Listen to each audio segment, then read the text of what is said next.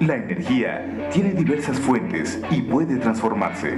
El 21º Encuentro Pedagógico Carmen Meda culminó con la realización de 5 mesas de análisis y la conformación de un foro de debate sobre el papel del profesor en el cambio del modelo educativo. Los analistas, pedagogos y especialistas en educación reconocieron que entre los retos que significan las TICs para los docentes está el dejar de contemplarse como proveedor único de la información para pasar a ser un moderador o un guía en el aula. Seguir pensando que yo voy a ser como el proveedor de información y de desarrollo de habilidades único en mi salón de clase,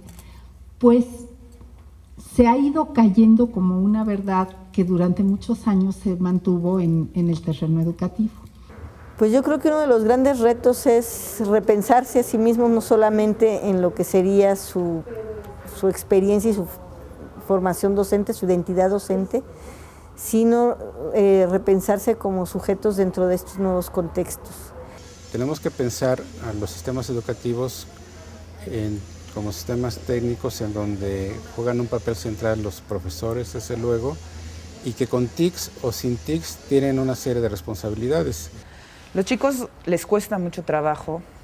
porque ellos han usado todos las TICs para jugar. Y este asunto de estar 3 horas trabajando les pesa. Llega un momento en que les molesta que es ese mundo en el que ellos jugaban, nos metamos las escuelas y los hagamos trabajar. A mí lo que me preocupa es que el chavo se está yendo con la finta de que la tecnología puede resolverle todo. Y yo me he dado cuenta, yo doy clases de matemáticas, y para el chavo le es muy difícil justificar su forma de pensamiento. Que no esté el maestro presente, la clase se da con computadora, una clase así planeada, le picas acá, le sale, le contestas, pero a la hora de que tú enfrentas al chavo a escribir con papel, ya no puede. Su papel de autoridad que preservaba el saber ya está preservado en muchos otros soportes. Esas son el tipo de cuestiones que tendrían que replantearse, o sea, cuáles son estas nuevas condiciones civilizatorias y, por tanto, cuál sería su nueva función como maestros. A mí me han tocado chavos que me dicen, tengo que apuntar la instrucción en el cuaderno, y entonces yo me quedo pensando, bueno, a mí me interesa que trabajen en el salón, pero a la hora de que ellos estudien en su casa, ¿sabrán qué es lo que hicieron?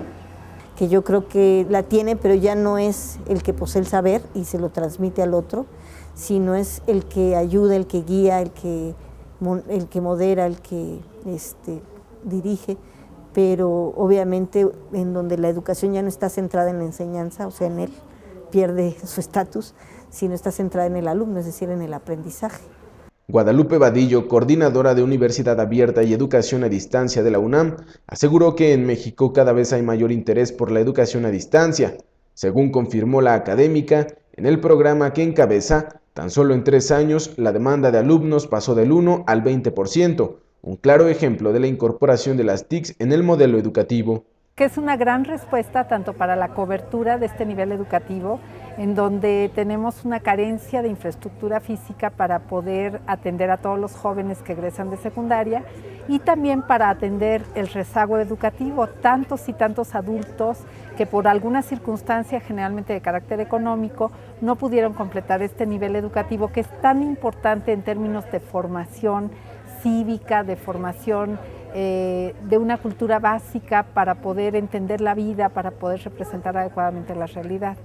El Encuentro Pedagógico Carmen Meda, organizado por el Colegio Madrid, fue un espacio de discusión para la incorporación del modelo de enseñanza, basado en las tecnologías de la información y la comunicación, y puso a los docentes a discutir un cambio en la estructura del pensamiento y del modelo educativo nacional. La integración de las tecnologías es algo que tiene que ser no solamente entendidas como la integración de un equipo a una aula, a una escuela, sino como una nueva visión de educación, una nueva visión de sujeto y de relaciones planetarias, y yo diría en un futuro interplanetarias. Va a afectar su práctica educativa, la incorporación de estas tecnologías de la información y la comunicación.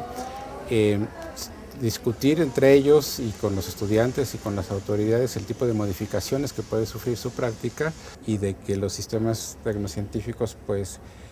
se van por distintos caminos según las decisiones humanas, y que entonces todos tenemos una gran responsabilidad en esas decisiones que se toman.